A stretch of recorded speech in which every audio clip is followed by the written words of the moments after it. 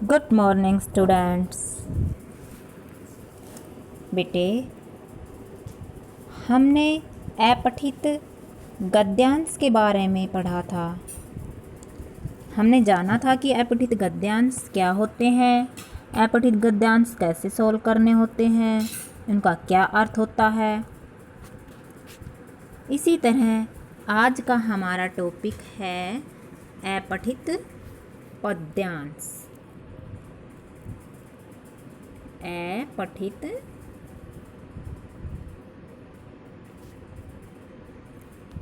पद्यांश यानी कि पद का अंश। ठीक है।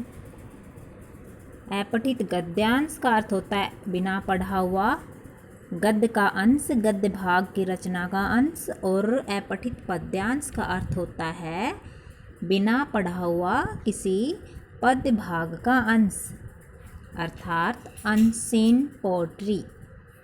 अनसीन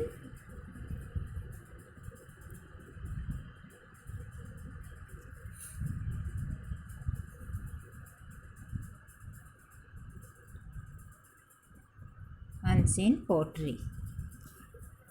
अपठित पद्यांश जो है बेटा, इसका सामान्य अर्थ हम जान लेते हैं। अपठित पद्यांश का अर्थ है ऐसा पद्यांश जो पहले कभी पढ़ा न गया हो, अर्थात ऐसी किसी कविता का अंश, ऐसा काव्यांश जिसे हमने पहले कभी पढ़ा नहीं हो। अपठित गद्यांश था जिसे हमने कभी, गद्यांश था जिसे हमने पहले कभी नहीं पढ़ा हो। और अपठित पद्यांश पद का भाग, कोई कविता का भाग जिसे हमने पहले कभी अपनी सिलेबस में नहीं पढ़ा हो और वो हमारे पेपर में आ जाए या हमें एग्जाम में उसको सॉल्व करना हो, उसे क्या कहते हैं? अपठित पद्यांश। अपठित पद्यांश जो है, इस पर आधारित प्रश्नों के माध्यम से विद्यार्थियों के अर्थ ग्रहण करने की क्षमता तथा भाषा ज्ञान का मूल्यांकन किया जाता है। अपठित पद्यांश का मेन उद्देश्य क्या है कि इसके माध्यम से विद्यार्थी जो है, बच्चे हैं, वो कविता का अर्थ ग्रहण आसानी से कर सकेंगे। कविता जो होती है उसको पढ़ने में आसानी होगी और उसका जो कविता में जो भाव छिपा है, कविता का मूल भाव है, जो उसका अर्थ है, उसको आसानी से ग्रहण कर सकेंगे। तथा भाषा ज्ञान का मूल्यांकन भी किया जाता है कि बच्चे को काव्यांश की भाषा का ज्ञान कितना है और उसे क्या आगे सिखाया जाए, उसे क्या सीखने की ज़रूरत है, ये अपठित पद्यांश के माध्यम से जाना जाता है। तो अपठित पद्यांश है, इसका मूल उद्देश्य हमारे पाठ्यक्रम में सम्मिलित करने का जो मूल उद्देश्य क्या है? विद्यार्थियों को पद्य को समझने की क्षमता का विकास करना।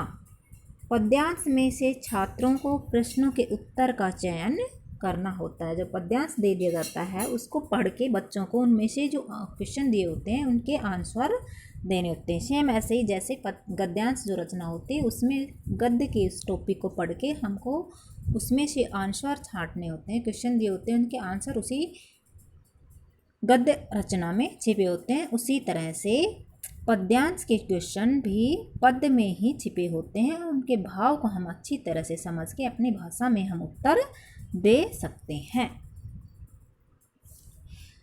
अब हम जानेंगे अपठित गद्यांश जो है, इसको पढ़ते समय हमें, इसको हल करते समय, अपठित गद्यांश को हल करते समय किन किन बातों का ध्यान हमें रखना चाहिए? तो सबसे पहला क्या है? सबसे पहला है हमारा कि पद्यांश को तब तक पढ़ते रहना चाहिए जब तक उसका भावार्थ समझ में न आ जाए। जो पद्यांश जो रचना दी हुई होती है उसको हमें ध्यानपूर्वक पढ़ना चाहिए और 2 या 3 बार पढ़ना चाहिए। और उसका जो भावार्थ, उसमें भाव, उसका मूल अर्थ, उस कविता में कवि क्या कहना चाहता है उसको हमें समझना चाहिए। उसने उन पंक्तियों के माध्यम से हमें क्या शिक्षा देनी चाहिए है उन्हें हमने अपने जीवन में किस तरह से उन पंक्तियों को उतारना है उसको हमें समझना चाहिए। भावार्थ का मतलब यही है कि उसका मूल भाव जो है, कवि क्या कहना चाह रहा है, उसे हमें समझना चाहिए। सेकंड है हमारा, प्रश्नों को पढ़कर उनका उत्तर पद्यांश में तलाशना चाहिए। जो प्रश्न दिए होते हैं नीचे, उन प्रश्नों को हमें पढ़ के उनका उत्तर जो है उस पद्यांश में हमें खोजना चाहिए। प्रश्नों का उत्तर सरल और सुबोध भाषा में लिखना चाहिए। सरल भाषा होनी चाहिए उत्तरों की। उत्तर जो है वो छोटे छोटे वाक्यों में होने चाहिए। और लास्ट एंड सबसे ज़्यादा इम्पोर्टेंट है, कविता का शीर्षक कविता के मूल भाव का प्रतिनिधित्व करने वाला ही होना चाहिए। जो टाइटल हम देंगे, शीर्षक जो हम देना चाहेंगे पद्यांश का, वो उन पंक्तियों के अनुरूप ही होना चाहिए, उनसे हटके नहीं। कि पंक्तियों में कवि क्या कहना चाह रहा है, किस टॉपिक पे बात कहनी चाहिए कवि ने, उसी टॉपिक को हमें लिखना चाहिए। तो इस तरह से अपठित जो काव्यांश है, ये अर्थ पर अपठित गद्यांश जो है, इसको हम पढ़ते समय, जैसे दिया गया है यहाँ एक अपठित गद्यांश, तो अपठित गद्यांश को पढ़ते समय उसका जो मेन अर्थ है उस पर ध्यान न देकर, देखो ध्यान देने योग्य है बेटा बात यहाँ पे, अर्थ पर ध्यान न देकर जो कविता की पंक्तियाँ हैं उनकी पंक्तियों के अर्थ पर ध्यान न देकर, क्या कहाँ ध्यान देना चाहिए बेटा, अर्थ पर ध्यान न देकर कविता का जो भाव है, भाव मूल भाव, उस पर ध्यान देना चाहिए। काव्यांश का अर्थ पर ध्यान न देकर मूल भाव पर हमें ध्यान देना चाहिए, क्योंकि कई बार जो कवि है वो अपनी पंक्तियों के माध्यम से कोई बात सीधी न कहकर, यानी कि डायरेक्ट न कहकर, कुछ बात इनडायरेक्ट कह देता है कवि। पंक्तियों के माध्यम से छुपी हुई बात निकल के आती है, सीधी बात न कहकर, प्रत्यक्ष रूप से ना कहकर परोक्ष रूप से कह देता है। इसलिए हमें उन पंक्तियों को ध्यानपूर्वक पढ़कर पंक्तियों का जो मूल भाव है उन पर ध्यान देना चाहिए। फिर क्या है कि उत्तर जो है काव्य के रूप में नहीं, अगर हम इन पंक्तियों के, जब हमने कवि ने पूछा है कि इन कुछ क्वेश्चन पूछ लिए हैं, जैसे ये दिया गया है और ये क्वेश्चन है कुछ, तो क्वेश्चन जो है प्रश्न दिए हुए हैं, उन प्रश्नों को हमें इन कविता की इन पंक्तियों के रूप में नहीं लिखना है। हमें वाक्य इन पंक्तियों का अर्थ समझ के, भाव समझकर, अपने भाव के अनुसार कवि क्या कहना चाह रहा है उसका मतलब निकाल के हमें और वाक्यों में उत्तर देने चाहिए। वाक्य जैसे ये रहे, कविता के रूप में नहीं लिखना चाहिए।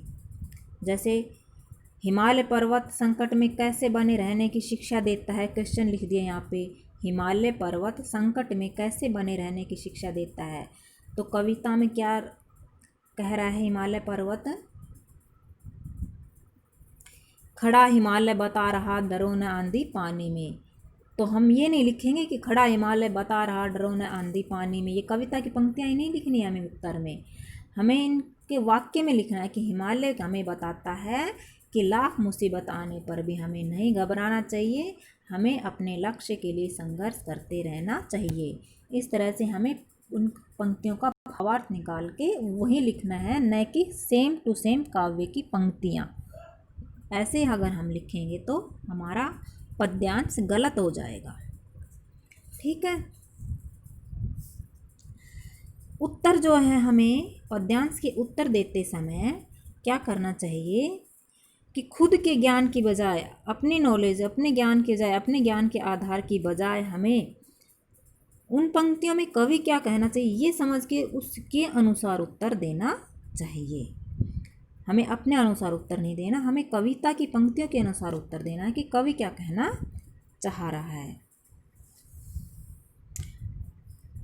अगर किसी क्वेश्चन में ये पूछा जाए कि आपके विचार से कवि इन पंक्तियों में क्या कहना चाह रहा है, तो हमें अपने विचार में उत्तर देना चाहिए, वरना हमें कवि की ही पंक्तियों के अनुसार उत्तर देने चाहिए। अब देखो यहाँ पर एक यहाँ पद्यांश दिया गया है। खड़ा हिमालय बता रहा डरो न आंधी पानी में, खड़े रहो तुम अविचल होकर सब संकट तूफानों में, डिगो न अपने प्रण से तुम सब कुछ पा सकते हो प्यारे, तुम भी ऊंचे उठ सकते हो, छू सकते हो नभ के तारे। अचल रहा जो अपने पथ पर लाख मुसीबत आने में, मिली सफलता जग में उसको जीने में मर जाने में। देखो ये कविता दी गई है, कविता की कुछ पंक्तियाँ दी गई है। अब इसको हमने पढ़ा, फिर हमें क्वेश्चन पढ़ने हैं। हिमालय पर्वत संकट में कैसे बने रहने की शिक्षा देता है, तो इन पंक्तियों का हमें भाव समझना है। इन पंक्तियों में हिमालय जो है उसकी महानता, दृढ़ता, अचलता के बारे में बताया गया है कि हिमालय जो पर्वत है वो हर परिस्थितियों में अचल रहता है, डिगता नहीं है, तो हमें भी हिमालय की तरह ही रहना चाहिए। अब यहाँ देखो आंसर अपनी तरफ से कवि ने लिख दिया कि हिमालय बताता है कि लाख मुसीबत आने पर भी हमें घबराना नहीं चाहिए, हमें लक्ष्य के लिए संघर्ष करते रहना चाहिए। अब सेकंड क्वेश्चन है, व्यक्ति अपने लक्ष्य को कैसे पा सकता है? व्यक्ति अपने लक्ष्य को कैसे पा सकता है? तो व्यक्ति अपने लक्ष्य के प्रति निष्ठा और लगन के साथ काम करते रहने से लक्ष्य की प्राप्ति कर सकता है। अब देखो यहाँ पर किन पंक्तियों में बताया गया ये भाव। डिगो न अपने प्रण से तुम सब कुछ पा सकते हो प्यारे, अचल रहा जो अपने पथ पर लाख मुसीबत आने में। इन पंक्तियों में सेकंड क्वेश्चन ख का उत्तर छिपा हुआ। व्यक्ति अपने लक्ष्य को कैसे पा सकता है? जिस तरह से हिमालय जो पर्वत है वो अपने पथ पर, यानी कि जो हिमालय पर्वत हमेशा अचल खड़ा रहता है, उसी तरह से अगर इंसान भी अपने लक्ष्य पथ पर अचल दृढ़ प्रतिज्ञा करके और निष्ठा और लगन के साथ काम करेगा तो वह अपने लक्ष्य को प्राप्त कर सकता है। गए क्वेश्चन है, सफलता किससे प्राप्त होती है? तो सफलता, अब देखो यहाँ काव्य पंक्तियों में ध्यान दी गई है कि मिली सफलता जग में उसको जीने में मर जाने को, किसको? अचल रहा जो अपने पथ पर लाख मुसीबत आने में। कविता में कहा गया है कि उसी को सफलता मिली है संसार में जीने मरने में जो अपने पथ पर अचल रहा हो। तो हमें ये काव्य पंक्तियाँ ही न लिखकर हमें अपने अनुसार उत्तर बनाना है कि सफलता उसी को प्राप्त हुई है जो लाख मुसीबत आने पर भी अपने लक्ष्य के प्रति स्थिर रहा है, अपने लक्ष्य के प्रति निष्ठा से कर्म किया, निष्ठा और दृढ़ प्रतिज्ञ रहा है। इस तरह हमें भाव समझ के आंसर देने हैं। इस कविता का उचित शीर्षक क्या है? इसका उचित शीर्षक क्या है, यानी कि इन जो ये पंक्तियां हैं इसमें किसके बारे में बताया है? खड़ा हिमालय बता रहे हैं, यानी कि पूरे हिमालय का वर्णन इसमें किया गया है। अब हमें ध्यान से पढ़ेंगे तो यहाँ हमें इसका पूरा जो वर्णन है इन पंक्तियों में, पूरा हिमालय पर्वत के माध्यम से कवि इंसान को समझाने की कोशिश कर रहा है। तो इसका शीर्षक क्या हो जाएगा? हिमालय। अचल और अविचल का शाब्दिक अर्थ बताइए। अचल, अचल, अचल, देखो यहाँ देखो, अ उपसर्ग हो गया बिना, और चल, जो चल न सके वो क्या हो गया? अचल, जो चल न सके वो अचल। इसीलिए अचल जो है इसको पहाड़ का पर्यायवाची भी हम लिख देते हैं, ठीक है। जो चल न सके वो अचल, और अचल का अर्थ हो गया अडिग, जो कभी डिगे नहीं। अडिग का अर्थ भी क्या होता है? जो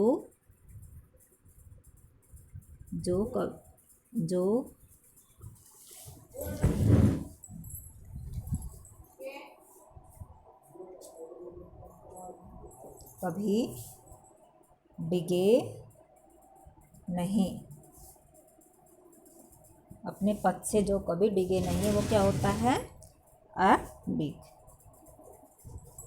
अविचल, अविचल का अर्थ भी होता है स्थिर रहना, जो कभी विचलित न हो। अचल तो मतलब कि जो एक ही जगह स्थिर रहता है, जैसे पहाड़ है।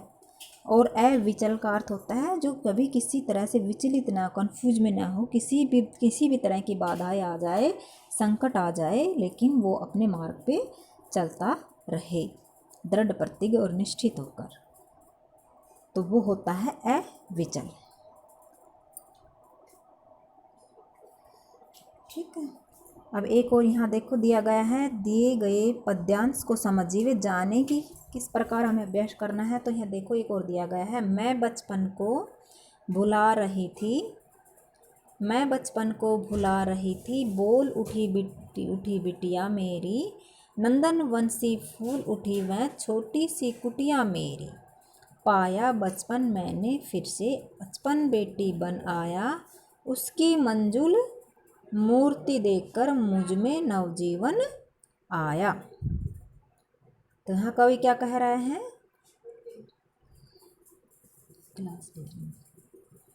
यहाँ कवि देखो इस पंक्तियों को पढ़कर बचपन के बारे में, कवियत्री जो है उसने बचपन के बारे में अपने को बताया, अपने बचपन के बारे में बताया कि किस तरह से कवियत्री अपने बचपन को भूल रही थी और किस तरह से इसका दोबारा से बचपन लौट के आया।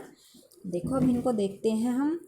उपर्युक्त पद्यांश के आधार पर इन प्रश्नों के उत्तर दीजिए। कवियत्री किसको भुला रही थी? तो मैं बचपन को भुला रही थी। कवियत्री किसको भुला रही थी? बचपन को। बचपन बेटी बन आया से कवियत्री का क्या अभिप्राय है? बचपन के रूप में, बेटी के रूप में बचपन वापस मिला, बेटी के बचपन को निहारना, बचपन और बेटी की तुलना। तो कवियत्री जो है वो क्या कह रही है? ये रहा देखो यहाँ पर, पाया बचपन मैंने फिर से, पाया बचपन फिर से मैंने, बचपन बेटी बनाया, यानी कि जब से बेटी आई है तब से मेरा बचपन फिर वापस आ गया, मैंने फिर से अपना बचपन पार लिया है।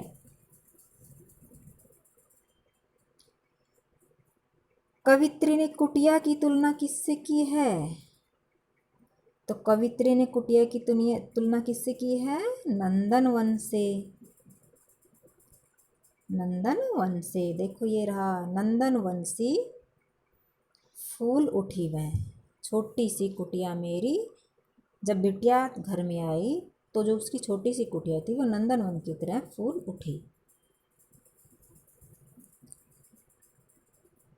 पद्यांश में सुंदर का समानार्थी अर्थ क्या होगा? सुंदर, सुंदर का अर्थ होता है, समानार्थी शब्द होता है मंजुल। मंजुल का अर्थ होता है सुंदर।